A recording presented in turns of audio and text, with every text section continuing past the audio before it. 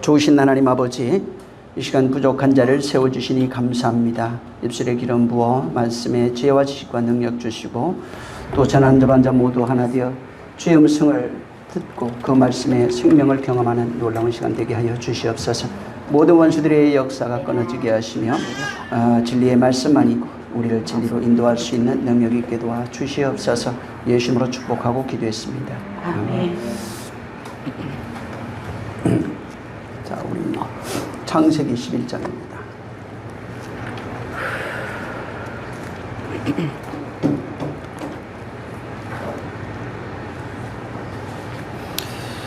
오늘은 1절부터 5절까지 좀 더 읽습니다. 자, 시작. 온 땅의 구음이 하나이요 언어가 하나이었더라. 이에 그들이 동방으로 옮기다가 시날 평지를 만나 거기 거하고 서로 말하되 자 벽돌을 만들어 견고히 굽자하고 이에 벽돌로 돌을 대신하며 역청으로 진흙을 대신하고 또 말하되 자 성과 대를 쌓아 대 꼭대기를 하늘에 닿게 하여 우리 이름을 내고 온 지면에 흩어짐을 멸하자 하였더니 여호와께서 인생들에 쌓는 성과 대를 보시려고 강림하셨더라. 지난 시간에 좀 이어서 또 말씀을 드리겠습니다. 지난 시간에도 제가 말씀을 드렸는데 이제 바벨탑이라고 하는 것은 인간의 어떤 지혜, 그 다음에 인간이 가지고 있는 어떤 힘, 자원, 그 다음에 인간이 가지고 있는 어떤 그런 그 의지, 이런 모든 것을 통칭하는 그런 탑으로 세상에 있는 성 혹은 탑, 바벨탑 같은 의미를 가지고 있습니다. 그래서 인간이 만들어내는 인간의 최고의 것, 인간이 모든 지혜를 총동원해서 만들어내는 그런 탑입니다. 그리고 이 탑은 인간 스스로가 자기 이름을 내기 위해서 만들어내는 그런 모양인데, 계시록에 가면은 이 이제 바벨탑이 탑이 두 개인데 창세기에 나오는 탑은 인간의 힘으로 만들어내는 탑이라고 해서 바벨탑, 나중에 가면 이제 바벨론 성 이렇게 나옵니다. 그 다음에 계시록으로 가면 이게 사람의 손으로 짓지 아니한 성, 거룩한 성, 예루살렘 성, 새 예루살렘 혹은 새 하늘과 새 땅 이런 식으로 나옵니다. 그래서 창세기에는 인간의 힘으로 만들어낸 그리고 인간의 이름을, 자기 이름을 내기 위해서 만들어내는 그런 성과 탑이고, 이건 이제 그 가인도 마찬가지입니다. 자기 이름을 위해서, 자기를 지키기 위해서 성을 쌓고 이제 그 자기를 보호하는 겁니다. 그래서 이게 전부 다 하나님에 의해서 만들어져서 하나님의 이름을 내는 것인지 아니면은 인간의 이름을 내기 위해서 인간의 힘과 의지를 가지고 만들어내는 것이냐 하는 겁니다. 그래서 계시록에 가면 뭐가 나오냐면 거룩한 성, 새 예루살렘 이렇게 돼 있을 때 거기 홍보석, 옥보석 하면서 온갖 보석으로 지어지는 그런 돌이 나옵니다. 그래서 그 돌이 무슨 의미하는 게 있겠죠, 당연히. 근데 그건 전부 다 뭐냐면 한마디로 얘기하면은 그게 무슨 색깔이 어째서 그런 것이 아니라 상징성을 가지고 이제 그 여러 가지 보석, 12보석입니다. 예, 12아들의 모습을 그런 식으로 표현했는데 한마디로 진리를 말합니다. 하나님의 말, 하나님 진리의 말, 이런 것을 상징하는 걸로. 그래서 세상에 있는 말이 아닌 생명, 하나님을 그대로 조명해주는 또 그 생명을 담고 있는 그 말로 지어져 있는 상태를 온갖 보석으로 지어져 있는 새 예루살렘이다 이렇게 말하는 겁니다. 반대로 여기 지금 바벨탑은 거기에 들어가는 온갖 보석이 아니고 뭐가 있냐면 사람의 지혜로 만들어져 있는 벽돌입니다.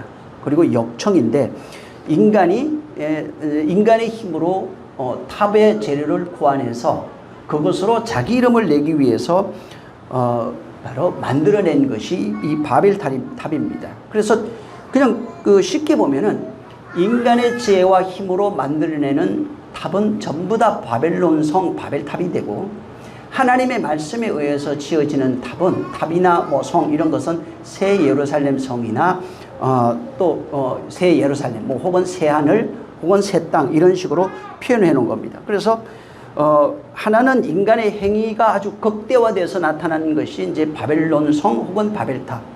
그 다음에 하나님의 행위가 아주 극대화돼서 나타난 것이 거룩한 성 혹은 새 하늘, 새 땅, 이런 식으로 되어 있는 겁니다. 요 두 개의 차이가 뭐냐면, 하나님의 성은, 하나님이 만드시는 이 성은 인간의 의지나 인간의 방법이 전혀 없어야 돼요.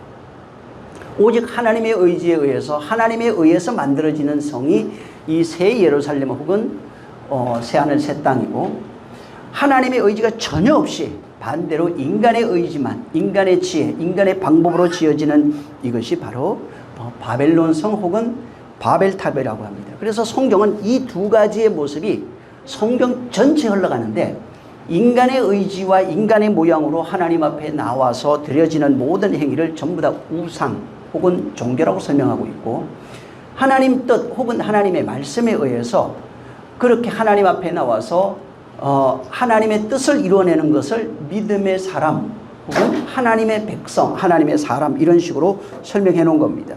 그래서 이 성경은 우리가 그냥 쉽게 하나님의 백성 이렇게 읽어가지만, 이 사실은 하나님의 백성은 하나님에 의해서 만들어진 존재를 하나님의 백성이라고 합니다. 그래서 하나님의 백성들에게 하나님의 그 특징, 하나님의 백성들의 그 특징은 하나님이 그들에게 은혜 베푸신 존재들입니다. 전부 다. 하나님에 의해서 은혜 베풀어서 은혜 받은 존재들. 그냥 은혜라고 하는 단어를 그냥 뭐가 도와줬다 이런 개념으로 보면 안 되고, 하나님에 의해서 일방적으로 지어져 가는 그런 존재를 하나님의 백성이라 이렇게 말합니다. 그래서 하나님의 은혜가 입혀져 가지고 하나님의 은혜에 이끌려가고 그렇게 살아가는 존재가 되면은 나의 백성이라고 말합니다. 그래서 그들을 통칭해서 은혜 받은 존재. 그래서 성경, 구약 성경 전체가 은혜 받은 나 백성이야. 전부 다 은혜 받은 존재들입니다. 그래서 하나님이 내 백성에 은혜 베풀고 내 백성은 하나님의 은혜 받은 자들입니다. 그래서 그 백성들에게 하나님이 당신의 것으로 은혜 베풀어서 당신의 것을 부여받은 존재를 뭐 백성, 좀 더 가면은 이제 뭐 나의 것, 아들, 여러 가지 표현으로 하고 있는 겁니다. 그래서 하나님이 이 창세기 원시계시라고 하는데 3장에 너 2장에 선악과 먹지 말라. 3장에 되어 있죠. 선악과 먹지 말라. 이게 뭐냐면 들어가 보면은 전에도 얘기한 것처럼 네 스스로 선악과를 따먹지 말라는 거예요. 그걸 아예 먹지 말라고 하는 게 아니라 그냥 네 스스로 선악과 먹으면 죽는다 이렇게 돼 있어요. 예. 이게 그래서 손을 뻗어 스스로 이런 거예요. 이게 바벨탑까지 연결이 되는데, 인간이 스스로 자기 의지를 가지고 선악과를 따먹습니다. 인간이 스스로 자기 의지를 가지고 하늘에 올라가려고 하는 겁니다. 인간이 스스로 자기 의지를, 이게 스스로가 굉장히 많이 나와요. 인간이 스스로 자기 의지로 신이 되려고 하는 겁니다. 하나님을 기쁘시게 하려고 하는 거예요. 이걸 전부 다 어떻게 표현하고 있냐면 우상이라고 말합니다. 그걸 타락이라고 말하고, 그건 사망이라고 말하는 겁니다. 먹어서 죽은 게 아니라 그게 사망이라고요. 스스로의 의지로서 신이 되고 하늘에 오르려고 하고, 거기도 그래서 선악과에 보면은 네가 그걸 먹으면 하나님이 된다고 그러는 거예요. 스스로의 의지를 가지고 인간의 방법, 인간의 생각, 인간의 지혜로 바로 신이 되려고 하는 온갖 방법, 거기는 원시계에서는 선악과 먹는 걸로 나타난 것이고, 여기는 바벨탑 짓는 걸로 나타난 거예요. 같은 내용이에요. 그래서 인간 스스로가 신이 되기 위해서 행하는 어떤 방법, 오늘날도 마찬가지죠. 구원이 뭐냐면은 과거로부터 인간들은 공통점이 하나, 전부 다 신이 되고 싶었어요. 그래서 뭐 뭐라고 그러죠? 애굽의 그 탑, 갑자기 피라미드 같은 거, 뭐 지브란, 모든 것들이 전부 다 공통점이 뭐냐면 인간이 신이 되고 싶은 겁니다. 그래서 신이 되는 방법, 너희가 인도 같은 데도 힌두 어떤 카스트 제도가 있는데, 브라만 계급을 잘 섬기면 너희들이 나중에 다시 죽어서 좋은 것으로 환생하고 신이 된다고 얘기하는 겁니다. 인간은 전부 다 신이 되고 싶은 거예요. 그래서 방법이 인간이 제시하는 방법이에요. 여기는 선악과로 나왔고 하나는 또 바벨탑으로 나왔고 아니면 종교의 열심 뭐 여러 가지 이런 것들이 전부 다 인간이 만들어낸 방법. 자기가 손을 뻗어 선악과를 먹는 것이고 자기가 바벨탑을 짓는 거하고 똑같은 겁니다. 그래서 이런 식으로 인간에 의해서 인간의 지혜, 인간의 방법을 가지고 하늘에 올라가려고 하는 방법 자체, 이거는 안 된다는 겁니다. 그건 불가능한 거야. 그게 사망이고 지옥이고 그게 저주고 그거는 죽음이야. 이런 식으로 설명해 준 거예요. 그래서 인간의 방법, 이 세상에 있는 인간의 방법, 율법 아래서 인간이 체득하고 터득하고 어떤 이론을 만들어서 신학이나 철학이나 다 공통 똑같습니다. 이런 걸 통해서 신에게 나갈 수 있다. 이렇게 하면 나갈 수 있다. 이렇게 하면 구원받을 수 있다. 라고 하는 모든 것이 바로 그게 사망이고 타락이고 저주라는 겁니다. 그거는 안 된다는 거예요. 그래서 선악과 스스로 먹으면 안 돼요. 신이 되기 위해서 먹는 거예요. 이게 안 되는 겁니다. 신의 하늘에 올라가려고 하는 바벨탑 안 돼요. 그건 할 수 있는 방법이 없는 거예요. 그래서 하나님이 그건 죽는 거야. 안 되는 거야. 그거 원래 그렇게 해도 죽어 결국은. 그렇게 해도 결국은 사망이야. 이 얘기를 하고 있는 겁니다. 그래서 하나님이 이 성경이 제시하는 방법이 인간에 가는 방법이 이렇게 쭉 있어요. 신에게 나아가서 신을 뭐 구원받고 영생하고 신이 되는 여러 가지 방법을 성경은 인간의 방법으로 쭉 설명합니다. 그래서 심지어 사람을 드리기까지 하고 뭐 별의별 게 다 있어요. 근데 하나님은 거기에 다른 방법을 제시한 것이 바로 구원이에요. 그러니까 하나님이 하나님의 방법을 제시했는데 내가 너를 그렇게 만들게 돼. 네 스스로 할 수 있는 것이 아니고 내가 너를 만들 수 있다고요. 내가 너를 내 백성으로 만들 수 있고 내가 너를 내 아들로 만들 수 있고 내가 너를 신으로 만들 수 있고 말씀을 받은 자가 신이라고 그러잖아요. 받았다니까 들었다 이 얘기가 아닙니다. 들어가 보면 말씀이 하나님에 의해서 신비에 새겨지면 구원이라고요. 그게 신이라고요. 그러니까 이건 신비에 새기는 건 인간이 하는 게 아니에요. 하나님만 할 수 있는 겁니다. 그래서 성령이 오시면은 너희 신비에 그 말씀을 새긴다고요. 하나님의 방법으로만 그러니까 인간이 스스로 손을 뻗어가 아니라 하나님이 너를 만들겠다고요. 내가 너를 만들겠다고 하는 겁니다. 그래서 이런 의미에서 선악과를 보잖아요. 마찬가지. 선악과 따먹은 인간이 오히려 복이에요. 왜 그러냐면 선악과 따먹고 그것이 안 된다는 것을 발견했어요. 오히려 그것이 사망이라는 걸 발견해요. 그게 저주라고 하는 것을 발견하는 겁니다. 그래서 그 먹고 난 이후에 발견되는 것이 벌거벗은 걸 봐요. 뭘 봐요? 자기 자신을 보게 돼요. 그리고 그것이 하나님의 심판, 저주의 근거가 되어버린 겁니다. 그래서 끊임없이 율법을 통해서 알게 되는 것이 눈이 밝아져서 알게 되는 것이 나 자아입니다. 요걸 자기 의를 여기에 자기 껍데기로 자기 의를 가지고 자기를 포장하면 남이 보여요. 율법은 율법적 시각이 그래요. 처음에는 내가 보여요. 그리고 이것이 자기 뭐 고행이 됐든 여러분이 뭐 헌금이 됐든 열심히 있잖아요. 아름다운 모형으로 자기를 포장하면은 열매 없는 무화과 잎이에요. 무화과 잎으로 자기를 가려가지고 그 다음에 보이는 존재가 옆에 있는 사람이에요. 다른 사람이 보여요. 그리고 그들의 허물을 들춰내기 시작하는 겁니다. 그래서 그 선악과 먹고 난 이후에 안 되는 것인 것을 이것으로 하나님이 될 수 없다고 하는 것을 깨달은 겁니다. 스스로 신이 될 수 있다는 사실은 불가능하다는 걸 깨닫는 거예요. 그래서 눈이 밝아져서 끊임없이 나를 보니까 나는 죄인인 거예요. 그래서 율법이 정의한 바가 뭐냐면 의인은 없나니 하나도 없다. 의인은 없나니 하나도 없다. 그래서 결과가 뭐냐면 율법의 그 정의의 결과가 모두가 죄인이라는 겁니다. 바울이 그걸 설명해 놓은 거예요. 그래서 모두가 죄 아래 있고 사망 아래 있다는 것을 발견한 거예요. 그러니까 눈이 밝아져서 스스로 따먹은 결과가 전부 다 죄인이에요. 스스로 신이 되려고 하는 것이 전부 다 죄인이에요. 사망 아래 있다는 것, 저주 아래 있다는 것을 발견한 것입니다.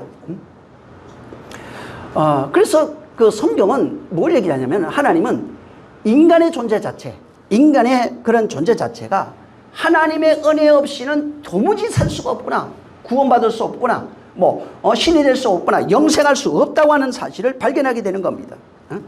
그래서 성경이 절대적으로 얘기하는 것, 율법이 절대적으로 얘기하는 것 중에 하나가 뭐냐면은 인간의 행위, 인간의 의라고 하는 그 행위, 무화과 잎인데 이런 행위가 하나님의 은혜에 단 1%, 0.1%도 가미될 수 없다는 거예요.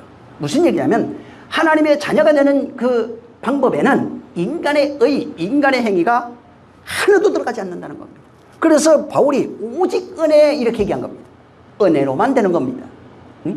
하나님의 은혜로만 되는 거예요. 인간의 방법, 노력, 열심, 인간의 의가 하나님의 그 은혜에 조금이라도 보태지지 않는다는 거예요. 근데 사람들은 그렇게 생각하지 않고 있어요. 기독교인들이. 내 열심, 내 노력 어떤 걸 가지고 은혜로 은혜 안에 있어야 되는 삶이 필요한 거지. 근데 이거를 자기 열심으로 생각해요. 자기 노력 이런 거. 은혜로 은혜 안에 모양은 똑같아요. 교회 다니는 것도 같고 헌금하는 것도 같고 열심히 전도하는 같은데 내용이 달라요. 하나는 무화과의 풀을 가리고 있는 것이고 한 사람은 진짜 은혜 안에서 은혜로 살아가는 삶을 살고 있는 거예요. 이 차이가 엄청나. 한 사람은 여전히 사망이고 한 사람은 은혜로 하나님의 아들 된 자가 그런 되는 겁니다. 그래서 자기 힘, 자기의 의지, 자기의 노력으로 뭐를 만들어내려고 한다. 이 생각이 딱 들면 그 바벨탑 짓는다고 생각해야 됩니다. 스스로의 의지로 선악과를 따먹고 있다고 하는 그 생각을 해야 되는 겁니다. 은혜든 구원이든 영광이든 100% 하나님의 주도로 되는 겁니다. 하나님의 의지로 되는 겁니다. 우리 하나님 나라 되는 거 있죠? 당신이 만들어야 돼요. 내가 만드는 게 아니에요. 당신이 만드는 거예요. 당신에 의해서 만들어지는 겁니다. 우리가 신앙생활이 뭐냐면 당신이 만드는 그 일에 내가 협조하는 것이 내가 만드는 그 일을 하나님이 협조하는 게 아니라는 겁니다. 하나님이 만드시는 그 은혜로 만들어지는 그 나라, 그 구원, 그 영광이라는 그것을 내가 그에 협조하는 거예요. 그 일이 속히 내게 이루어지도록 기도하는 거예요. 그래서 계시록에 바로 제단 앞에 있는 자들이 우리의 억울함을 실현하기를 어느 때까지 하시나이까? 라고 기도하고 있는 겁니다.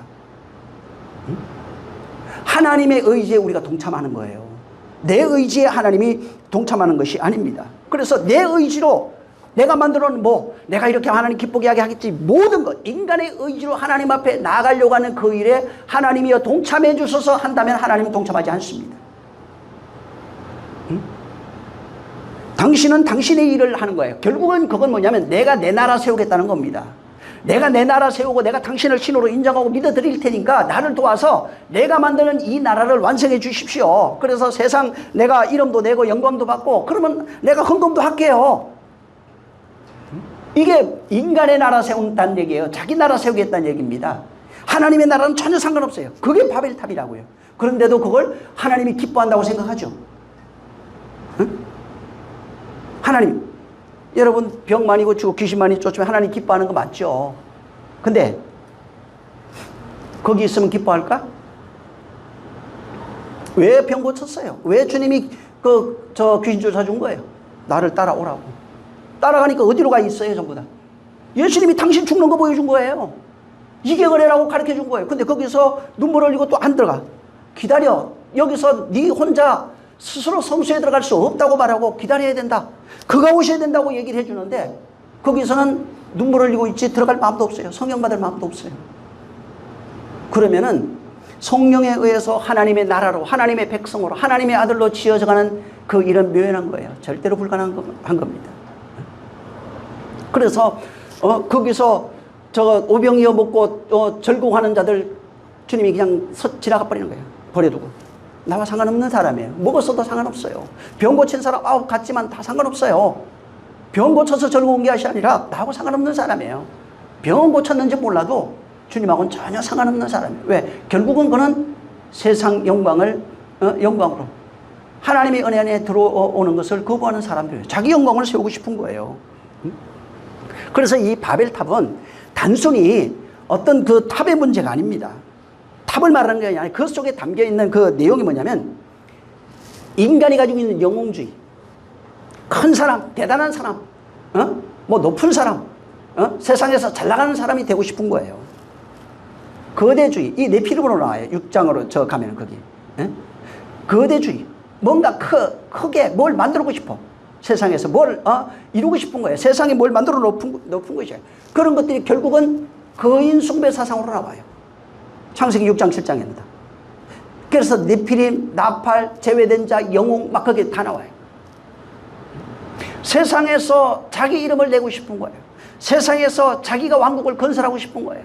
세상에서 자기 의를 드러내고 싶은 거예요. 이게 전부 다 뭐냐면 바벨탑은 안에 담겨 있는 게 뭐냐면 인간이 가지고 욕망하고 있는 내용을 그 안에 다 담아둔 겁니다.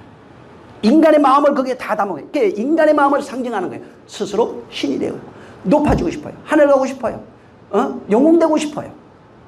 이름을 내고 싶어요. 뭔가 내가 하나님 없이 무엇을 만들어내고 싶은 겁니다. 또 하나님을 믿어도 어떻게 돼요? 하나님을 이용해서 내 것을 만들어내고 싶은 겁니다.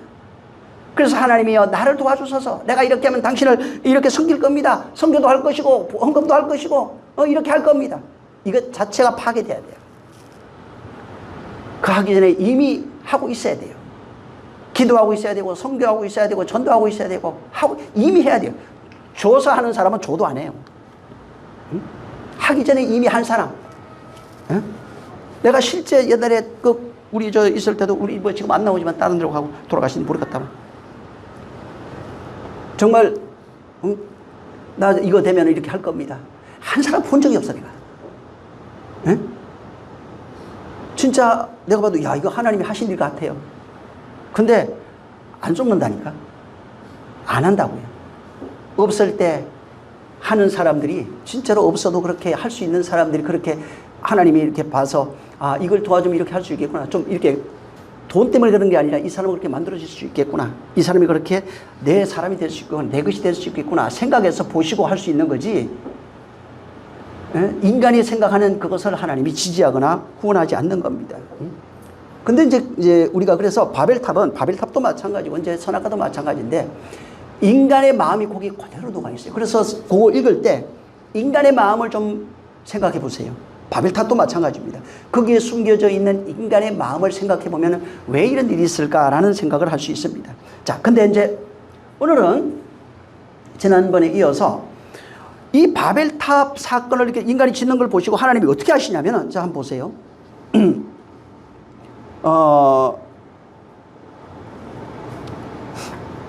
5절, 6절 읽어보세요. 지난번에 이제 9절까지 읽었기 때문에 제가 여기만 합니다. 자, 5절, 6절 시작. 여호와께서 인생들에 쌓는 성과 대를 보시려고 강림하셨더라.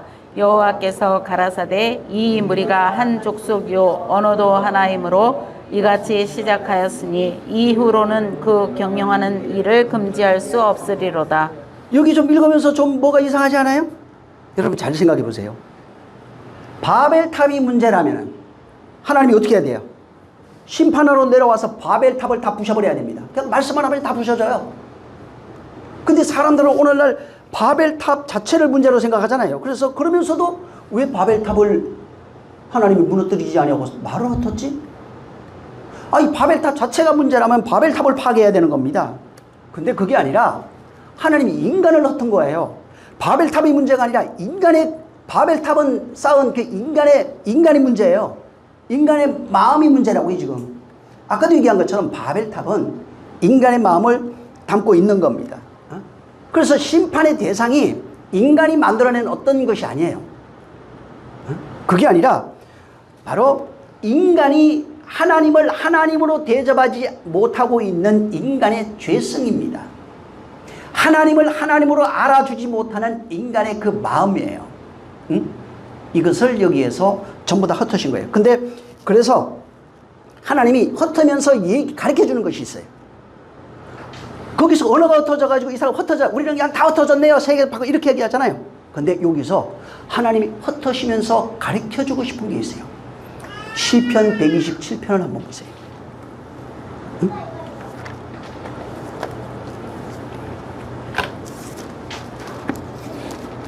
시편 127편 1절입니다.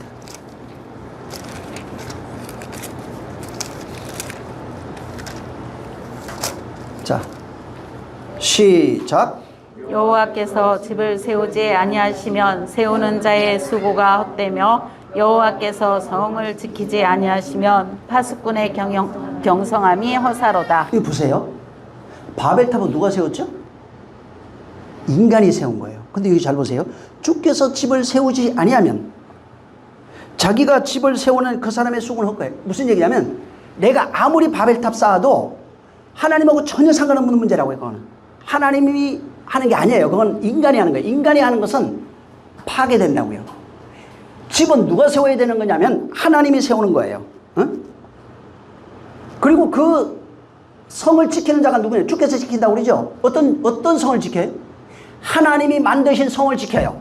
인간이 만든 성을 지키는 게 아니라 하나님은 당신이 만든 그 성을 지키고 그 당신의 백성을 지키고 당신이 지어진 그 집을 당신이 손으로 지은 그 집만 세우는 거예요. 인간의 손으로 세운 그 집은 하나님과 상관없이 인간이 세우는 그 바벨탑은 하나님과 상관없이 파괴된다고요. 하나님하고 상관없어요. 시편 28편도 한번 보세요.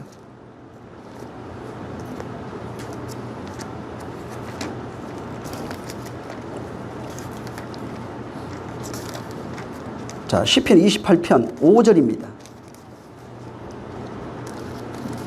자, 한번 읽어보세요. 시작. 저희는 여호와의 행하신 일과 손으로 지으신 것을 생각지 아니하므로 여호와께서 저희를 파괴하고 건설치 아니하시리로다. 네. 그 세번역 성경은 어떻게 써놨냐면 주님께서 하신 일을 대수롭지 않게 여기고 손수 지으신 것을 하찮게 여기는 것들. 그러니까 하나님이 지으신 그 집, 성전, 나라 뭐 이런 겁니다. 이것을 하찮게 여기는 그들을 벌하시고 그들을 다시는 일어나지 못하게 멸하시옵소서. 그러니까 사람의 손으로 지은 건 전부 다 파괴돼야 된다는 거예요. 이게 우리가 보여있는 이 집 이런 건물이 아니에요. 아파트 이런 걸 말하는 게 아니에요. 이런 거는 마음 안에 있는 게 밖으로 나와진 거예요. 지금 여러분이 살고 있는 집이나 뭐 건물 있잖아요. 이거 도로 이런 게 전부 다 마음에 있는 생각들이 밖으로 나와서 형상화된 것들이고, 자, 하나님 앞에 인간이 만들어내는 모든 것들은 하나님과 상관없어요. 이런 것들은 전부 다 파괴돼야 되는 거예요. 하나님은 하나님의 것을, 하나님의 나라 혹은 하나님의 백성, 당신의 것들은 당신의 손으로 직접 져요. 근데 인간이 이걸 하찮게 여긴다고요. 그 방법으로는 안 되는 거야. 은혜로 안 되는 거야. 에? 믿음으로 가능하겠어 그게? 하나님의 손으로 짓지 아니한 모든 것들은 파괴되는 겁니다. 그래서 그냥 쉽게 말하면 인간이 하나님의 손 없이, 하나님의 은혜 없습니다. 쉽게 말하면 하나님의 은혜나 하나님의 도움, 하나님의 손 없이 인간의 힘으로, 인간의 스스로의 힘, 스스로의 의지입니다. 인간의 방법이에요. 이런 것을 가지고 신이 되고 싶고 왕이 되고 싶고 세상의 유명한 자, 영웅이 되고 싶고 세상에서 뭘 만들고 싶고 또 그것을 가지고 인간의 의지죠. 이걸 가지고 하늘에 닿고 싶어요. 구원받고 싶고 신이 되고 싶고 또 복을 받고 싶고 유명한 자가 되고 싶은 거예요. 이런 것들은 금방 읽은 내용들만 봐도 전부 다 파괴돼야 됩니다. 그래서 바벨탑이 파괴되는 거예요. 인간이 세운 그것을 전부 다 파괴하신다는 거예요. 그게 어디 있어요? 마음에 있어요. 그래서 마음 구상이라고 그래요. 마음에 그것이, 인간이 세운 것이 어디 있냐면 전부 다 마음에 있어요. 그래서 하나님이 말하는 것은 인간으로 세우는 것은 안 된다는 겁니다. 마음에 있는 것이 안 된다고요. 하나님은 하나님의 것으로만 지어야 돼요. 하나님의 방법, 하나님의 생각으로 지어야 돼요. 그의 나라, 그의 백성, 그의 신부, 모든 것은 은혜로 짓겠다고요. 말씀으로 짓겠다고요. 그래서 은혜를 얘기를 할 때 반드시 수반되는 내용, 인간에게 요구하는 내용이 뭐냐면 믿음이었어요. 그래서 구약에는 이걸 순종으로 얘기해 놓은 겁니다. 하나님의 말씀으로 지어지기 시작할 베푸시는 하나님의 말씀이 나에게 선포돼서 아마로 돼가지고 내게 와닿았을 때 요구됐던 것이 믿음, 곧 구약의 순종이라고요. 그것이 있으면, 네가 순종하면, 곧 믿음이 있으면 내가 하겠다고요. 하나님이 일하시겠다고 되는 겁니다. 그래서 하나님이 은혜 베풀겠다, 그걸 전부 다 은혜로 표현하는 겁니다. 그리고 은혜 베풀 때 어떻게 얘기했냐면, 은혜 베푸는데 인간이 뭘 생각해? 율법 아래 있기 때문에 우리 죄악은요, 나 잘못한 게 많은데 허물과 죄가 많습니다 하니까 내가 덮어주겠다고요. 그래서 은혜에 같이, 항상 같이 있는 것이, 은혜는 덮어줌의 은혜가 같이 있는 겁니다. 하나님이 너희 죄악을 덮겠다고요. 그래서 순종하여 나왔는데 나는 죄인입니다 한 거예요. 그러니까 내가 덮어줄게. 내가 그걸 다시 기억하지 아니할게. 라고 말하는 겁니다. 그래서 하나님의 은혜를 거부한 사람이 누구냐? 가인이에요. 쉽게 말하면. 거부한 사람이 누구예요? 여기 저 바벨탑을 쌓았던 사람이에요. 근데 요거를 좀 더 앞으로 가면 노아 시대 홍수가 끝난 이후에 어떤 일이 생기냐면, 아브람, 지난번에 얘기했죠. 아브람의 셈, 함, 야벳이라고 하는 저 세 아들이 있어요. 근데 이 세 사람 중에 셈과 야벳 말고 함은 저주받았다 이렇게 나옵니다. 이 함과 그의 아들이 왜 저주를 받았냐면은 하나님의 은혜를 전혀 알지 못하는 사람이에요. 덮어줌의 은혜가 뭔지 몰라요. 그래서 거기에 셈과 야벳이 뒤로 들어가서 아비 하체를 덮었다고 그러잖아요. 이게 덮어줌의 은혜예요. 벌거벗은 하체를 덮어 가려주는 게 하나님의 은혜라고요. 이게 아담과 하와에게도 그대로 적용이 됐어요. 근데 무화과 잎을 대신해서 가죽옷을 입혀줘요. 하나님의 그게 은혜라고요. 하나님의 은혜가 없이는 이미 아담과 하와 때부터 말하는 것은 인간은 하나님의 은혜 없이 덮어줌의 은혜 없이는 절대로 살 수 없다는 겁니다. 재밌는 것은 노아의 후손, 그러니까 함과 가나안이죠. 이 함과 가나안이 여기에서 전부 다 성경에 보면은 함과 가나안에서 영웅들이 다 나와요. 이들이 누구냐면 네피림의 후손들이에요. 전부 다 바벨탑을 쌓았던 사람들이에요. 그리고 하나님을 대적했던 자들로 나와요. 그래서 이게 보면은 가인부터 해가지고 뭐 가다가 족보가 이상하게 함으로 연결이 돼가지고 함의 자속들 쫙 연결해놨어요. 저주받은 자들의 함의 후손들을 다 얘기해놨어요. 근데 함의 후손들이 이따가 보겠지만 창세기 10장에 나오는데 보겠지만은 하나님이 어떻게 하시냐면 이 함의 후손들이 어디 가서 사냐면 가나안에 가서 살아요. 가나안 있죠? 가나안 함의 자손이에요. 자, 근데 이게 어디 가서 사냐면 저기 가나안에 가서 살아요.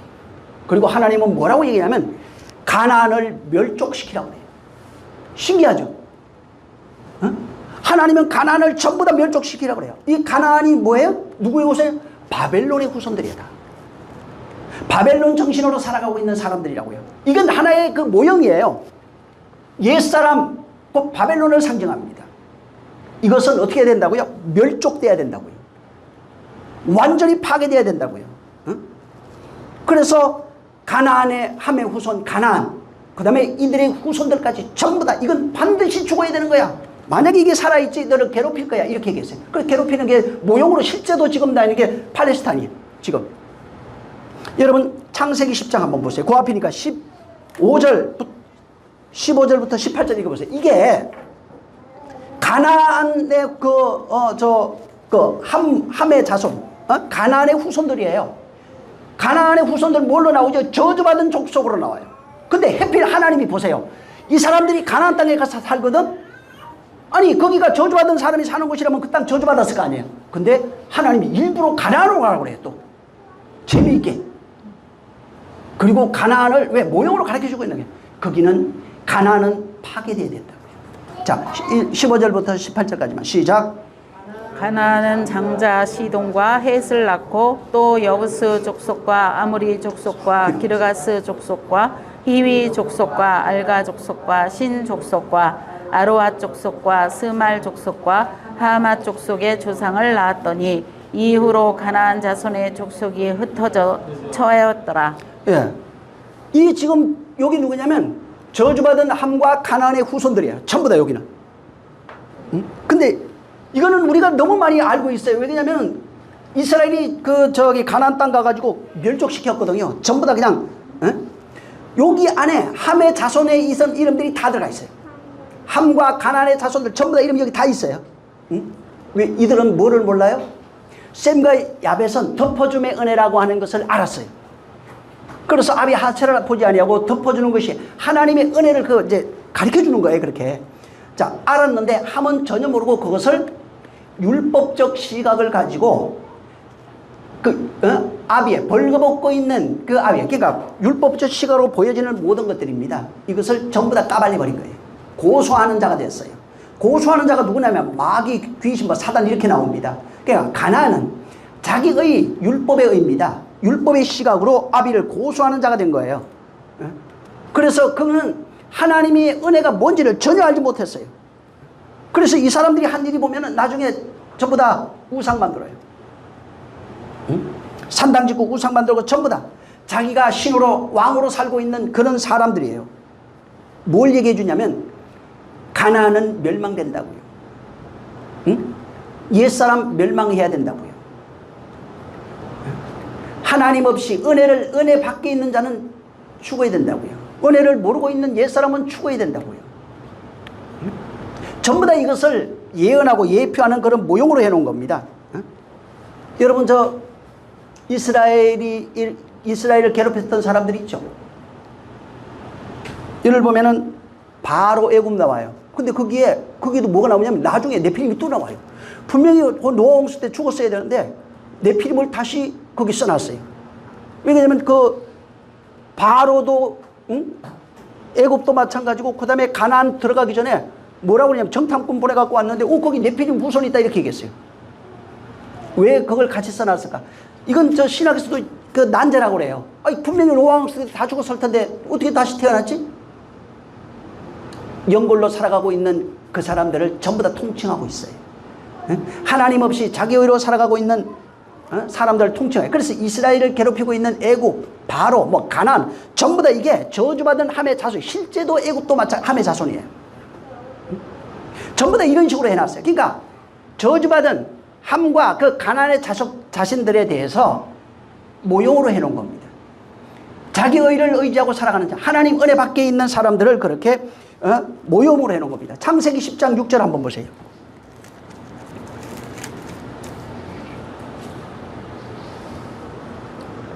왜 애굽을 함의 자손이라고 그러는지 한번 여기 나와 있어요. 6절 시작.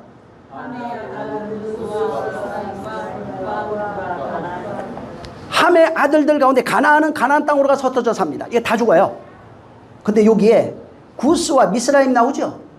이 미스라임이 누구를 가리키냐면 셈족으로 애굽이라는 뜻이에요. 이 셈족 언어로 보면 애굽을 가리키는 언어가 미스라임이에요. 그래서 하나님이 미스라임, 애굽이 뭐라고요? 함의 아들.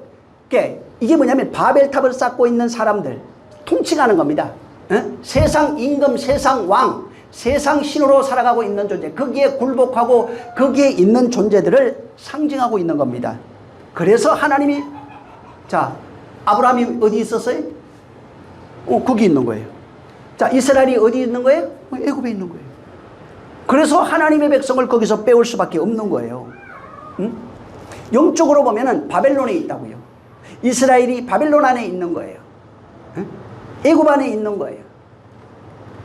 페르시아 전부 다 마찬가지예요. 세상 왕, 세상 신 안에 있는 거예요. 그래서 이게 아브라함도 거기서 나오라고 하는 것은 세상 신에게서 빼내는 내용이에요.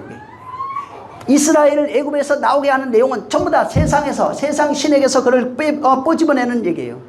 이미 창세기 10장에서 말하고 있어요. 미스라임도 애굽이에요. 그래서 전부 다 거기서 다 연결이 돼서 세상의 신이 됐고, 세상 방법으로 신이 되려고 했던 모든 것들, 쉽게 말하면 하나님의 은혜를 알지 못하는 자들, 하나님의 터프점의 은혜가 뭔지를 모르고 인간의 행위, 인간의 어떤 지혜, 인간의 방법을 의지하고 스스로 신이 되고 스스로 왕이 되고 스스로 탑을 쌓고 스스로 자기 집을 짓던 사람들 통칭해서 함의 자손, 가나안의 자손이라고 말합니다. 그래서 함과 가나안은 저주받았다고 나와요. 그래서 함의 자식들도 전부 다 저주받은, 구스 다 저주받은 존재예요. 들어가 보면 구스, 여기 뭐 미스라임 다 나오죠. 이들 붓, 가나안 전부 다 파괴됩니다. 그러니까 하나님을 대적하는 어떤 존재로서 이렇게 등장하고 잠깐 있다 사라지는 겁니다. 그래서 계시록 역사의 마지막 나오죠. 종말 이런 거 나오죠. 종말 들어가 보면 어떻게 되냐면 인간이 의지로서 신이 되고 인간이 왕으로 혹은 자기 집을 짓고 자기 영광을 취하며 살아가고 있는 모든 인간들의 그런 것들이 파괴되는 걸로 나온 거예요. 그래서 그런 것들 하나님이 멸하는 걸로 나오는 거예요. 쉽게 말하면 함의 자손으로, 그게 전부 다 함의 자손이라고 해요. 쉽게 말하면 민족 다르죠. 한국인이고 저 다 미국인이고 다른데 하나님이 볼 땐 전부 다 그게 함과 가나안의 족속들이에요. 스스로 왕이 되어 인간의 방법, 인간의 노력, 인간의 열심, 인간의 의로서 신이 되고 왕이 되고 높은 자리에 앉아서 떵떵거리고 살아가고 있는 그런 자기 죄를 자랑하며 자기 명예와 돈을 자랑하고 살아가고 있는 모든 사람들을 어떻게 한다고 나와요? 결과가 종말로 들어가면 전부 다 공통점이에요. 불못에 던져진다. 사망 아래 있다. 저주 아래 있다. 전부 다 이렇게 돼 있어요. 그래서 모든 그 하나님의 심판의 결과는 사망이에요. 그게 전부 다 사망이야. 사망 안에 들어갈 거야. 왜? 또 사망이 돼야 돼요. 사망되는 게 은혜예요. 그게 반드시 그렇게 들어가야 돼요. 그래서 모든 사람이 베푸시는 하나님의 은혜가 통일적이고 공통적입니다. 다만 그 은혜를 받는 자가 있고 받지 못하는 자가 있을 거예요. 저 지구 끝에 있는 사람이라도 누구라도 그 은혜를 받는 사람이면 하나님은 그에게 은혜 베풀어 주는 거예요. 옛사람을 파괴시켜야 돼요. 이건 하나님이 하시는 일이에요. 우리가 하는 게. 그래서 인간의 열심 절제가 나오죠. 인간의 그런 노력과 절제는 잠시 유익이 있어요. 안 된다고요. 근데 예수 믿어도 안 바뀌잖아요. 왜? 자기 노력으로 하는 거예요. 하나님에 의해서 하나님의 방법으로 되어지는 것이 아니라 자기가 절제해 보는 거야. 화났다가 잠깐 참는데 몇 번은 참아도 못 참는다니까. 예수님 저 오른방 때리고 왼쪽 갖다 대라 그러는데 쌍밤 때려버린다니까요. 열받으면. 처음에는 참는다니까요. 안 돼요 그게. 왜? 욱하고 올라오거든.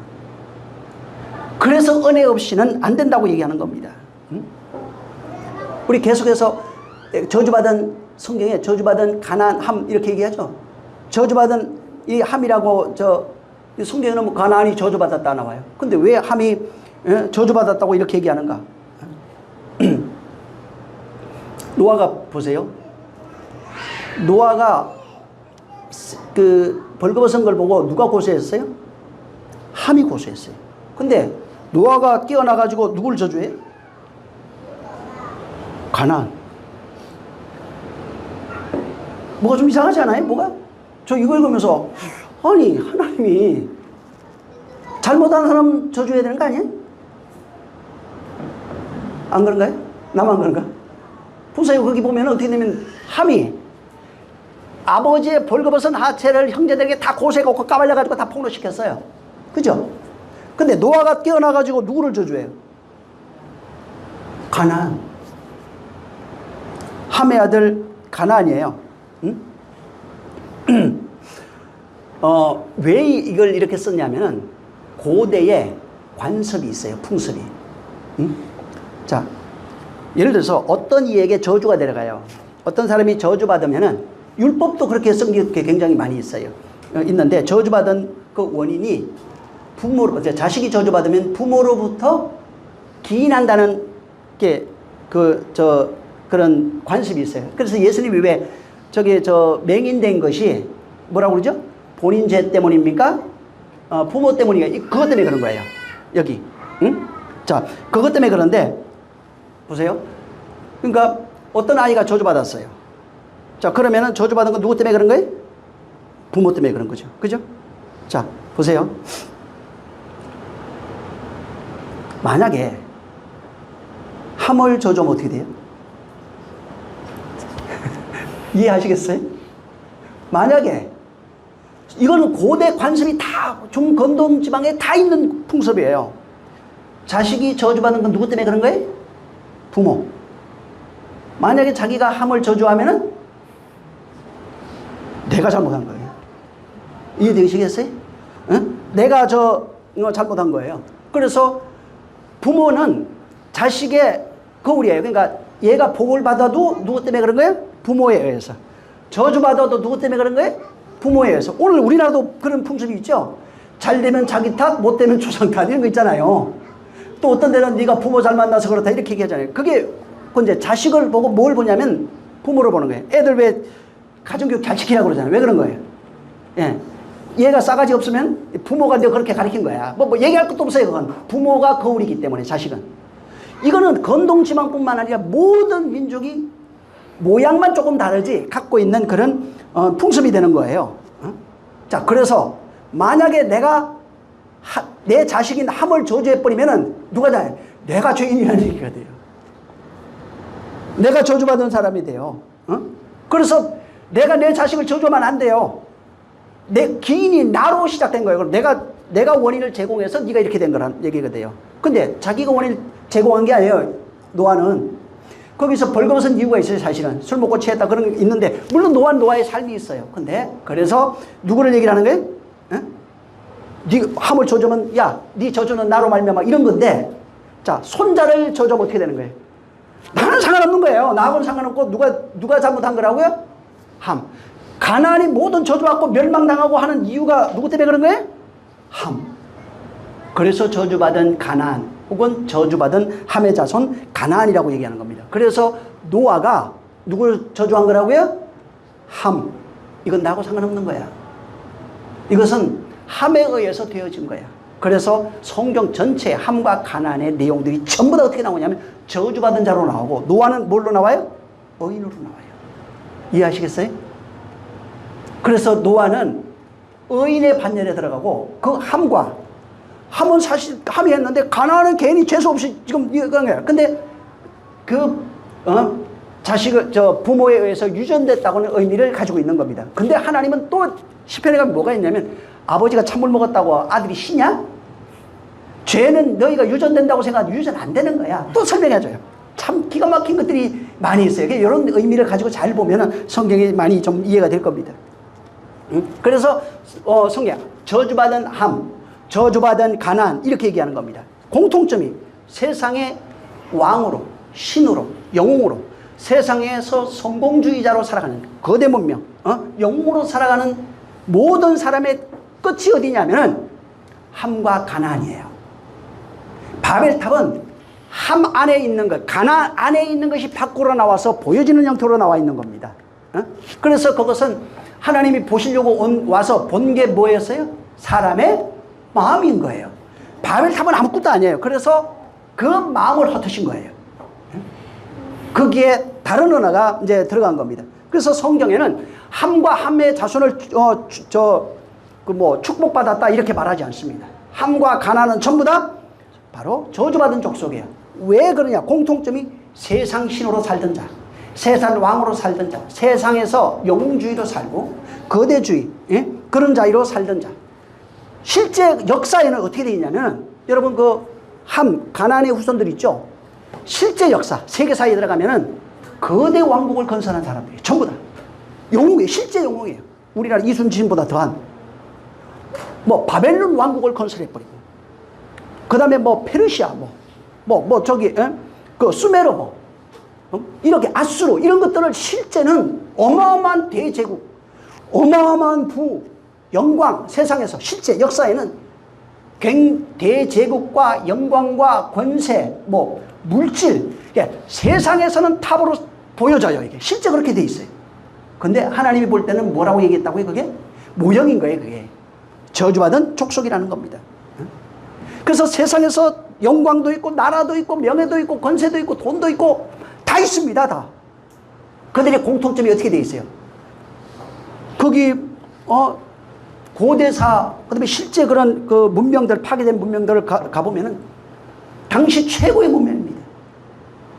인간적으로 볼 땐 최고의 축복을 받은 사람들이고 복을 받는 사람들이고, 그래서 그들이 자기 힘으로 신이 되고 싶어서 만들어낸 모든 건동지방에 산재해 있는 것이 전부 다 피라미드, 지구라트예요. 어마어마하게 많습니다. 제국마다 다 있어요. 심지어 셈족도 그걸 만들어냈어요. 중국 땅에 어마어마하게 많아요. 3,000기가 넘습니다. 인간이 자기가 만들어낸, 모양은 달라요. 건동지방에는 돌로 이렇게 큰 벽돌 같은 걸로 만들고 돌로 해놨어요. 여기 중국 땅에 가면 셈족이에요. 우리 조상들이 20개 많아요. 거기는 흙으로 만들어놨어요. 피라미드에 몇백 큽니다. 어마어마하게 커요. 그러니까 인간이 자기 힘으로 신이 돼볼 거야. 그래서 거기 만들어가지고, 여러분 혹시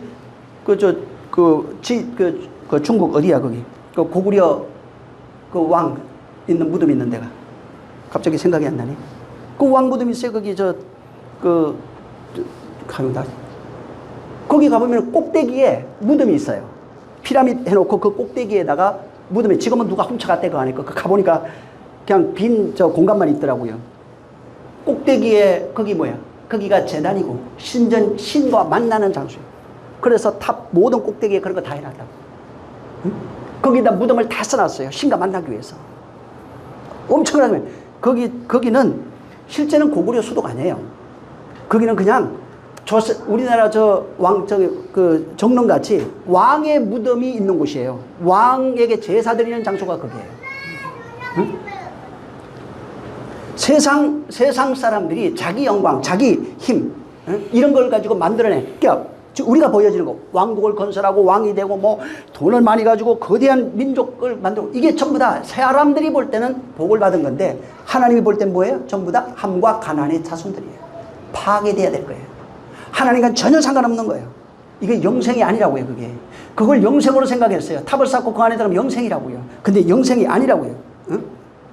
그래서 영생에 들어가려면 네가 가지고 있는 영주의, 거대주의, 응? 율법주의 이런 것들을 전부 다 파괴시켜야 된다는 거예요. 그래서 하나님이 이런 것들을 파괴하고 다시 하나님의 손에 의해서 지어지는 것을 은혜라고도 하고 복이라고 합니다. 복 받으면 어떻게 되냐면 파괴돼요. 그래서 처음 예수 믿을 때 믿음 별로 없을 때 힘든 게 예수 믿고 진짜 예수 믿고 열심히 하다 보면 막 핍박이 옆에서도 와요. 여기 재산 문제도 오고 여러 가지 많은 일들이 실제 밖으로도 경험되어지는 그런 내용이에요. 그래서 하나님이 우리에게 주려고 하는 게 뭐냐면 인간이 만드는 모든 것을 파괴하고 실제 하나님이 주고 싶은 것. 자, 이 성경 여러분 두껍죠? 예수님은 그래요. 이 성경이 나에 대한 얘기예요. 근데 나가 왜 온 거예요? 뭘 하고 싶은 거예요 도대체? 예수님이 왜 왔어요? 생명 주려고 그런다고 그랬어요. 생명 죽었대요. 주는 방법이 뭐 죽음도 있고 다 있는 거예요. 고난도 있고. 자, 왜 생명 주는 거예요? 자, 우리 입장에서 뭐 얘기하는 거예요 지금. 이거 왜 주는 거예요? 뭘 하고 싶은 거예요? 무슨 얘기냐면은 전체를 영생 주고 싶어서 그런 거예요. 생명 주는 이유가 영생하게 하려고 그런 거예요. 아들 온 이유가 뭐냐면 우리에게 생명 줘서 영생하게 하려고. 이 성경이 나에 대해서 가르쳐 주는 이유가 내가 생명을 줄 수 있는 유일한 자라고요. 생명을 왜 주냐고요? 영생하게 하려고. 영생의 내용이 뭐예요? 그분과 하나 되어 있는 거예요. 이런 식으로 되어 있어요. 그래서 성경이 시편 133편 한번 보세요.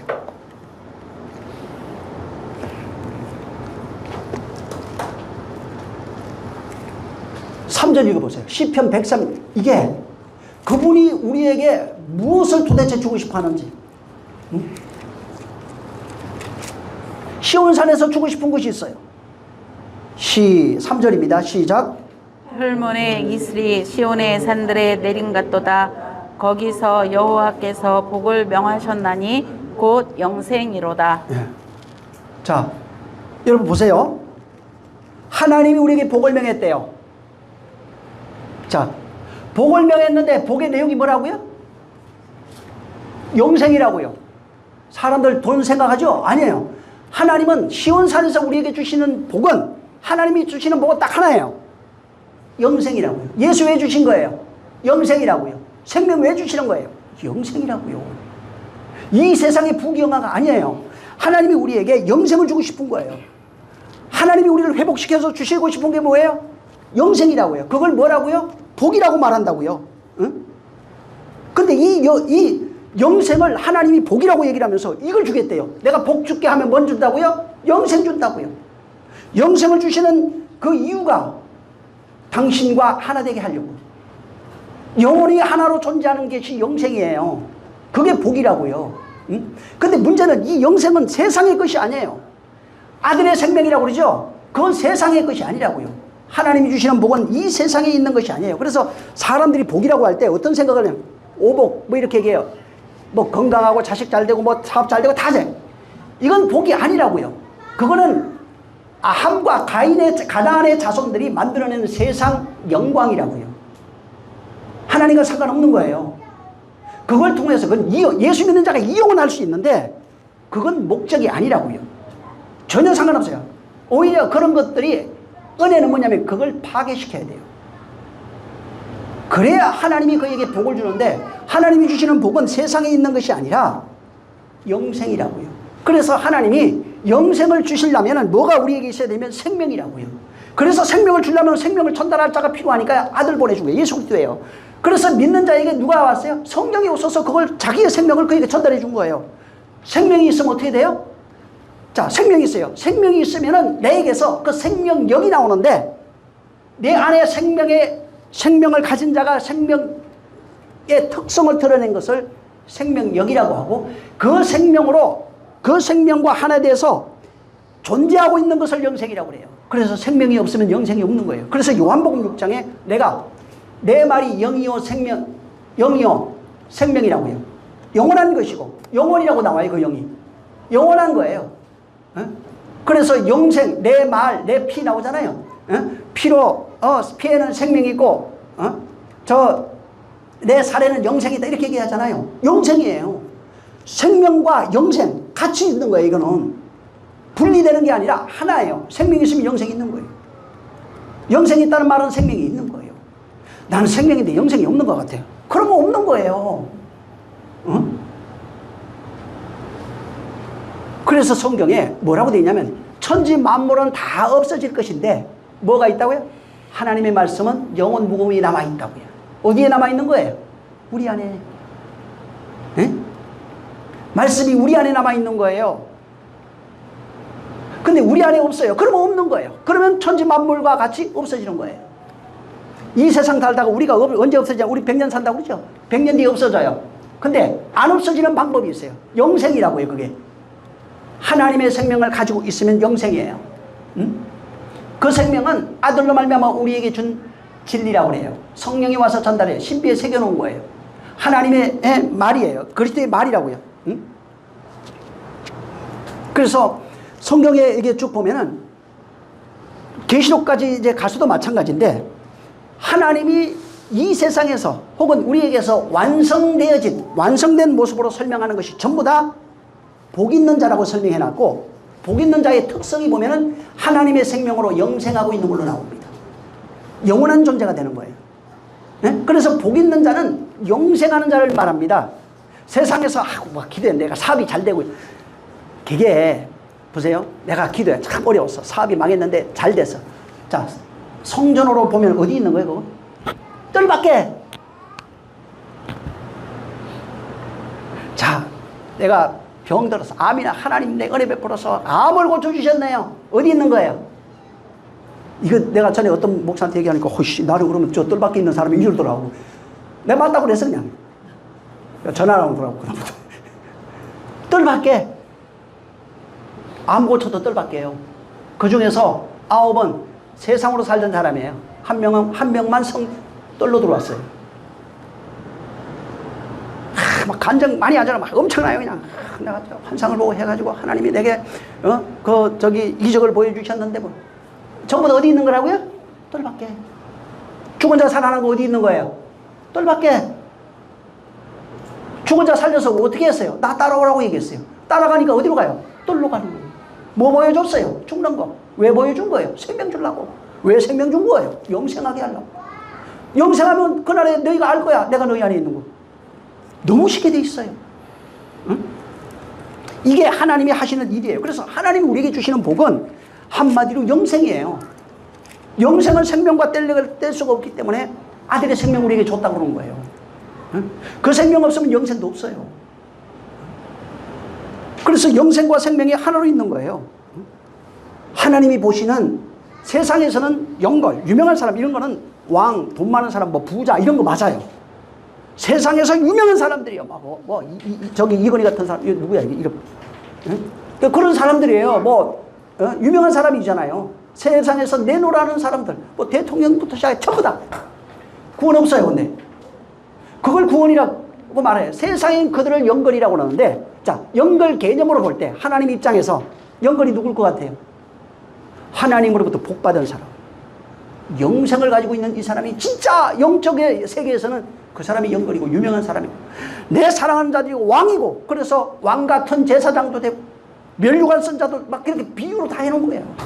근데 그들이 공통적으로 뭐라고 계시록에 하면 표현하는데요? 은혜는 없습니다. 내가 한 일을 없습니다. 전부 다 내 면류관을 뜯어서 주님께 던진다고 그러잖아요. 왜? 자기가 알고 있는데 내가 한 게 없다는 걸. 응? 하나님이 하셨다는 걸 다 알고 있으니까 아닙니다. 우리가 한 게 없어요. 당신이 하신 겁니다. 모든 영광 당신 홀로 받으셔야 됩니다. 무슨 얘기 하십니까? 그렇게 얘기하는 거예요. 아는 사람만. 모르는 사람 뭐라고 했어요? 그거 아깝게 왜 던진대? 내가 쏘고 있으면 되지. 이 사람은 모르는 사람이에요. 응? 그분만이 하신 걸 아는 거예요. 그래서 세상에서 떵떵거리고 잘 사는 사람은 세상에서 부러운 사람이죠. 돈 많고 유명하고 넉넉하고. 근데 하나님은 그들을 바로 함과 가난의 후손들로 본다고요. 저주받은 족속으로 본다고요. 사람들이 오늘날 교회 와서 왜 하나님의 복을 받지 못하고 왜 지지궁상으로 살고 왜 하나님의 도움을 느끼지 못하는가? 함과 가나안의 자손으로 삶을 살려고 하기 때문에 그래요. 응? 하나님은 끊임없이 돌이키게 하고 손잡고 있는데 본인이 방향이 다른 거예요. 하나님이 만들어 가시는 방향과 내가 가려고 하는 방향이 완전히 반대예요. 응? 극과 극이 있다고요. 그래서 요새 보면 앵극 뭐 같은 극 있잖아요. 자서 서로 밀어내.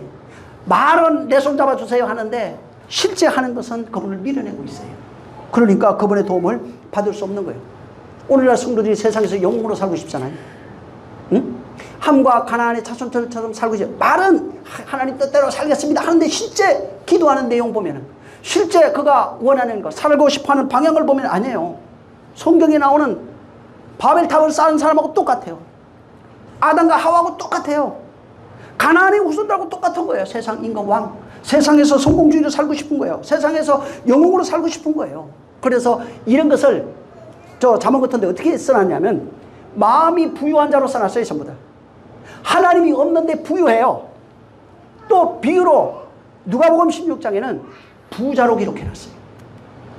하나님 없이 스스로 부자된 자들. 허례허식하는 걸로 나왔어요. 근데 사람도 그거 하고 싶잖아요. 보세요. 응?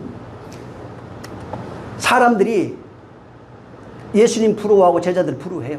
근데 삶은 어떤 삶을 살고 싶어요? 세상에서 부유하고 행복하고 건강하고 아주 존경받고 이런 삶을 살고 싶어 하잖아요. 응? 세상에서 버러지로 살고 싶은 사람 없잖아요. 세상에서 성공하고 싶잖아요. 응? 진짜 근데 하나님이 보는 영웅들, 믿음의 사람이라고 합니다. 영생을 가진 자는 세상에 소망 없어요. 하나님의 나라에 소망이 있어서 하나님이 그 나라 지어주길 바라요. 응? 세상 명예나 이런 데 관심 없어요. 그래서 하나님이 사랑하시는 자가 되기를 원해요. 내 사랑하는 자요, 내 기뻐하는 자라고 그러잖아요. 그렇게 되기를 원하는 겁니다. 이게 진짜 영웅들이에요. 근데 이것을 고린도전서에 써놨어요. 저 3장 보세요.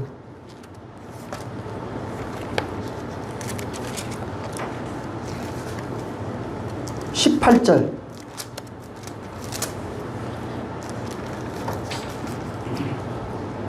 20절까지 한번 저 읽겠습니다. 자, 시작. 아무도 자기를 속이지 말라. 너희 중에 누구든지 이 세상에서 지혜 있는 줄로 생각하거든 미련한 자가 되어라. 그리하여야 지혜로운 자가 되리라. 이 세상 지혜는 하나님께 미련한 것이니 기록된 바 지혜 있는 자들로 하여금 자기 괴의로 빠지지 하시는 이라 하셨고 또 주께서 지혜 있는 자들의 생각을 헛것으로 아신다 하셨느니라. 예. 요거 그냥 쉽게 제가 세번역 성경을 어떻게 번역했는지 읽어드릴게요. 여기 보면은 아무도 자기를 속이지 말아야 한다. 여러분 가운데 누구든지 이 세상에서 지혜 있는 사람이라고 스스로 생각하거든 정말로 지혜 있는 사람이 되기 위하여 어리석은 사람이 되어야 된다. 세상이 말하는 지혜 있는 사람, 철학, 학문, 신학 많죠? 똑똑한 사람. 근데 정말 그게 그렇게 얘기하거든. 너는 어리석은 사람이 되어야 된다. 세상에서 말하는 걸로 본다면 지혜로운데 그건 하나님 앞에서는 그건 지혜로운 게 아니야. 어리석은 사람이 되어야 된다. 이 세상 지혜는 하나님께서 보시기에 어리석다. 세상의 최고의 학문이라고도 상관없어요. 전부 다 어리석다. 성경에 기록하기를 하나님께서 지혜로운 자들을 자기 꾀에 빠지게 하신다. 쉽게 말해서 이 세상의 지혜로운 자는 스스로 자기가 자기 지혜에 빠져서 자기 꾀에 빠져서 결국은 망하게 된다고요. 어? 그리고 20절에 또 기록하기를 주께서 지혜로운 자들의 생각을 헛된 것이라고 아신다. 그러니까 그 사람들이 가지고 최고의 지식, 최고의 학문 전부 다 뭐라고요? 헛된 거. 세상에서 있는 모든 것들이 헛된 거예요. 마태복음 한번 보세요. 11장 23절 한번 읽습니다.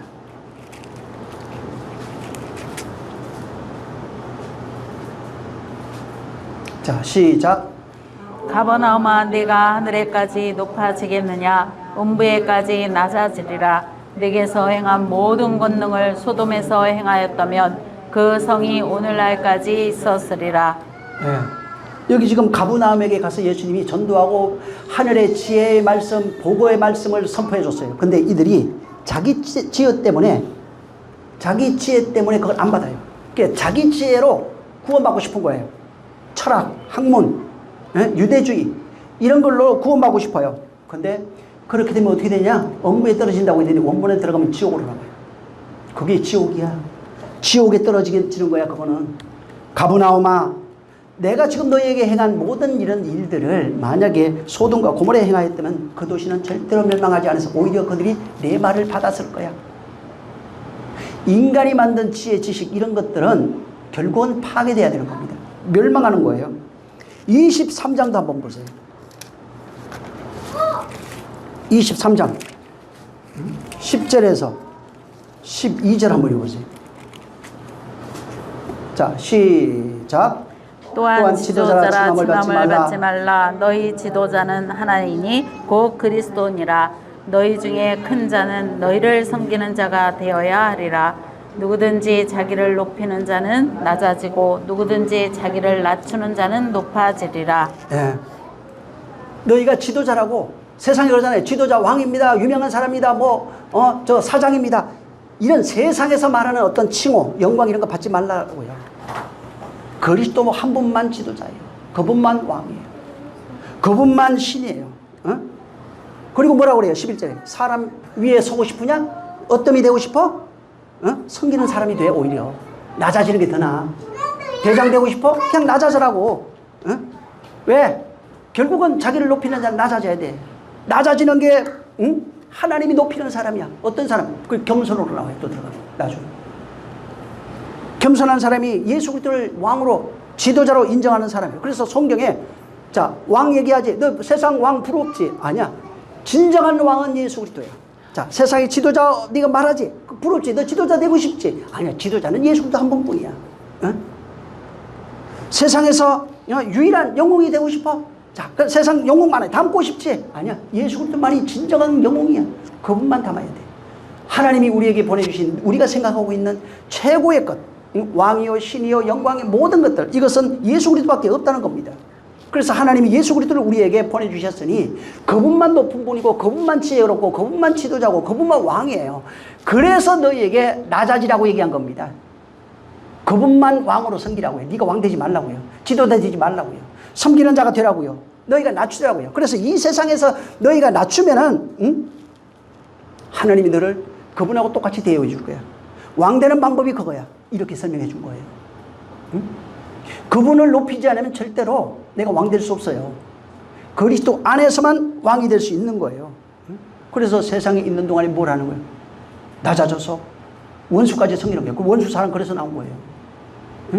그렇게까지 낮아지라는 겁니다. 예수님이 원수를 사랑했잖아요. 그걸 그대로 비유한 거예요. 그래서 너희 중에 진짜 큰 자 나오잖아요. 큰 자, 무슨 영웅, 사장, 대표, 연걸 이런 거. 이거 되지 말아라. 섬기는 자가 되라는 겁니다. 섬기는 그 삶이 예수 그리스도 너희를 섬긴 그 삶이야. 거기에는 영웅주의가 없어. 오직 이 세상에 와서 섬기는 것밖에 없어. 그 섬김 속에 뭐가 있어요? 생명과 영생이 있다고요. 진정한 섬김이 있는 자는 그 속에 그리스도의 생명과 영생이 있기 때문에 가능한 일이라고요. 육체로 보여주는 것은 한도가 있어요. 그게 한계라는 것이 있어요. 그게 할 수 있는 게 아닙니다. 그래서 성경에서 말하는 진짜 하나님이 기뻐하는 삶, 섬기는 삶, 이게 뭐예요? 영생을 가진 자들이 그리스도 안에서 자기를 낮추는 삶을 말하는 겁니다. 그래서 자기가 높인 삶은 자기가 아니라 누구만 높인 거예요? 예수 그리스도. 그래서 그분 머리래요. 지도자요. 그분만이 왕이요. 그분만이 큰 자라는 겁니다. 근데 문제는 그렇게 섬기는 삶을 사는 자는 하나님 보실 때는 그리스도와 하나 된 자로 진짜 네가 영웅이고 큰 자고 높임 받아야 할 자인데 이 세상은 어떻게 된대요? 너희가 무죄싸움을 당하고 핍박을 당하고 바보 취급당하고 저주받은 삶을 살아갈 수밖에 없다는 거예요. 근데 성경은 뭐라고 그래요? 네가 영웅이야 이렇게 얘기해요. 네가 왕이야. 네가 진짜 하나님의 사람이야 이렇게 얘기하는 겁니다. 그래서 세상에서 말하고 있는 지금 성공주의, 영웅주의, 거대주의, 거인주의 이런 거 있잖아요. 자기 힘을 증명하고 싶어요. 자기 그런 세상 힘을 가지고 싶어요. 자기 것을 증명해내고 싶은 거예요. 여기서 빨리 나와야 돼요. 진짜 신앙을 빠르게 성장시키고 싶고 하나님의 도움을 받고 싶다면 영웅주의, 거대주의, 이런 세상주의에서 빨리 나와야 돼요. 그래서 성경에 계속 외치는, 세상에 속해 있는 자들에게 외치는 하나님의 한마디가 내 백성아 거기서 나오라 이 말이었어요. 찾아보세요. 세상에 우상하고 있는 모든 자들, 그걸 우상이라고 그래요. 우상 아래에 있는 자들, 우상하고 있는 자들, 내 백성아 거기서 나와 그의 죄에 참여하지 말지어다. 그게 죄라고요. 하나님이 보는 그게 바로 악이라고요. 그래서 여기는 본문에는 바벨론에서 나와라, 바벨론의 삶을 다 보여주면서 거기서 나와야 돼 이렇게 얘기한 거예요. 나중에 가면 애굽의 삶을 다 보여주면서 거기서 나와야 돼. 이스라엘이 가나안에 건국했지만 나중에 보면은 전부 다 뭐예요? 우상 만들어놨어요. 거기서 나와야 돼. 그래서 거기서 다 파괴시켜버리고 쫓아내버린 거예요. 다 파괴시켜버렸어요. 그리고 깨닫고 나니까 다시 거리기로 돌아가는 겁니다. 진정한 영웅인 뭐냐면 영생을 가진 삶, 영생을 가진 자의 삶이 뭐냐면 섬기는 삶이에요. 주께서 우리를 섬긴 것 같이 섬김의 내용이 뭐냐면 생명과 영생 주는 겁니다. 그걸 베풀어 주는 거예요. 그래서 바로 이 본문에는 이런 세상의 영화, 영광, 권세, 왕 이런 것 있잖아요. 이걸 바벨탑으로 설명해 놓고 그 다음에 정반대되는 탑을 하나님이 세운 그런 탑을 얘기해요. 여러분 디모데전서 한번 내보죠. 6장 17절.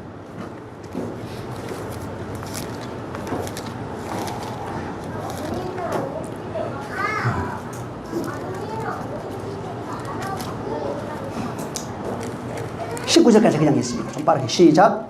내가 이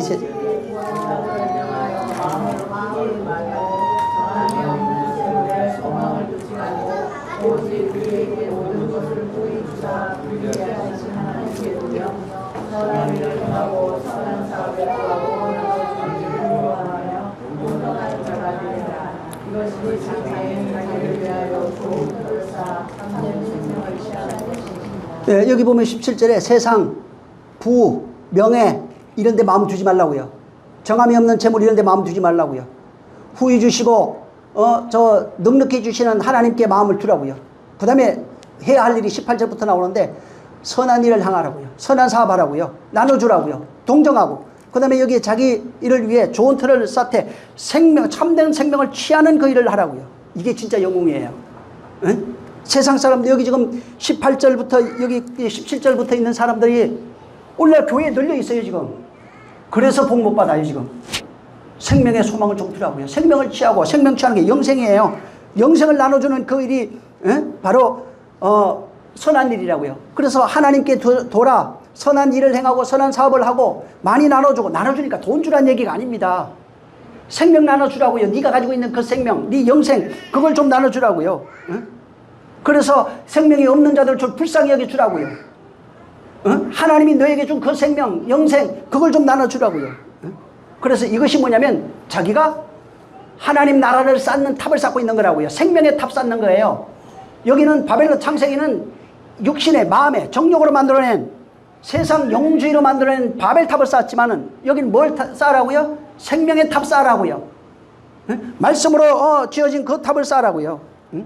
세상에서 여러분 보고 미련하고 어리석고 저주받은 사람이고 정말 저 버러지 같고 그렇게 욕하고 놀릴지라도 하나님은 여러분을 영웅으로 알아요. 하나님은 아들로 안다고요. 그래서 진짜 사랑하는 사람, 진리로 사랑하는 거예요. 아들 안에서 사랑하는 거예요. 계명으로 사랑하는 겁니다. 그래서 진리를 나눠주는 사람, 생명 주는 사람, 복을 주는 사람, 세상에 바보로 살으라고요. 세상에 여러분 움켜쥐고 있어도 여러분 될 거 하나도 없어요. 다만 사는 동안에 좀 내가 하나님 일하면서 쓸 수 있는 만큼 있으면 돼요. 내가 그 얘기 했잖아요. 자식들에게 넘겨줄 생각하지 말고 다 쓰고 가라고. 진짜 하나님 복 받은 사람이 되라고요. 하나님 일하는 사람. 그래서 이렇게 하면 아버지가 아들의 마음 알아주는 겁니다. 누가 알아요? 아버지만 알아주면 돼요. 아버지가 누구래요? 하나님. 생명을 가지고 있으면 내가 네 아버지 되겠대요. 너는 내 아들이라고 얘기하는 겁니다. 그래서 세상에서 볼 때 미련하고 어리석은 자 나왔잖아요. 저희를 그리스도인을 미련하고 어리석은 자라고 하는데 하나님 뭐라고 그러는데요? 세상에서 제일 착한 사람, 아름다운 사람, 내가 기뻐하는, 너는 내 사랑하는 아들이요 내 기뻐하는 자라는 거예요. 세상에서 무시해도 하나님은 무시하지 않는 거예요. 곧 네가 나를 만날 거야. 응? 세상을 떠나는 그날에 내가 너희를 위해서 예비한 그 나라에 나와 같이 있을 거야. 그가 말씀하고 있다고요. 응? 그래서 이 세상에서 우리가 할 일은 아버지가 기뻐하는 일. 남들하고 싸우지도 않아요. 왜? 싸울 필요도 없거든. 그러니까 아버지가 내게 준 거 그거 나눠줄게요. 응? 내가 받은 거 그거 나눠요. 세상에서 무게서 예수님처럼 욕하고 뭐 핍박하고 결국은 죽이는 그 일을 할지라도 하나님은 괜찮아. 내가 살려낼게. 응? 내가 너와 하나야. 넌 내 거야. 응? 세상에서 영웅되지 말고 하나님이 기뻐하는 하나님의 아들 되시기를, 하나님 아버지 눈에 정말 너는 내 사랑 아들, 내 기뻐하는 자는 이런 말을 들을 수 있도록 하시길 예수 이름으로 축원합니다. 응? 그래서 여기 또 이제 이 본문은 계속 다음 시간에 또 할 겁니다. 저 할 건데 이 바벨탑 안에 담겨 있는 내용들, 이게 보여야 왜 아브라함을 거기서 꺼낼 수밖에 없는지, 왜 또 그런 비슷한 성경 읽으면서 여러분이 보여지는 거 있잖아요. 전부 다 바벨탑 얘기예요. 거기서 나오라는 거예요. 거대주의, 영웅주의, 우상주의에서 거기서 나와라. 내 백성은 거기서 나와야 돼. 이 얘기를 계속 반복적으로 하고 있기 때문에 이 바벨탑 사건은 좀 더 보셔야 됩니다. 앞으로도 한 두세 번 더 할 수 있습니다. 그러니까 정말 주여 정말 나를 좀 축복해 주소서. 하나님은 함과 가인의 자손들, 저주받은 자손이라고 그랬어요. 우리 모두가 육신으로 살아가고 있는, 율법 아래 육신으로 살아가고 있는 인생들의 모형을 그렇게 해놓은 겁니다. 세상에 율법주의 아래에 있는 자들을 전부 다 그렇게 표현한 거예요. 그게 저주받은 인생이라고요. 저주받은 조상이라고요. 그건 반드시 망해야 된다고요. 멸망시킨다고요. 하나님이. 거기서 나와야 된다고요. 그래서 그들이 받을 저주에 거기 있지 말라고요. 그래서 이 남들은 나네라고 하지만 이 바벨탑 사건을 여기다 집어넣는 겁니다. 굉장히 중요해요. 하나님 정말 내가 거기서 나와서 내가 원하는 바벨탑, 이건 내가 쌓는 겁니다. 그게 아니라 하나님이 내 안에 말씀으로 지어지는 그 탑을, 생명의 탑을 좀 쌓게 해주세요.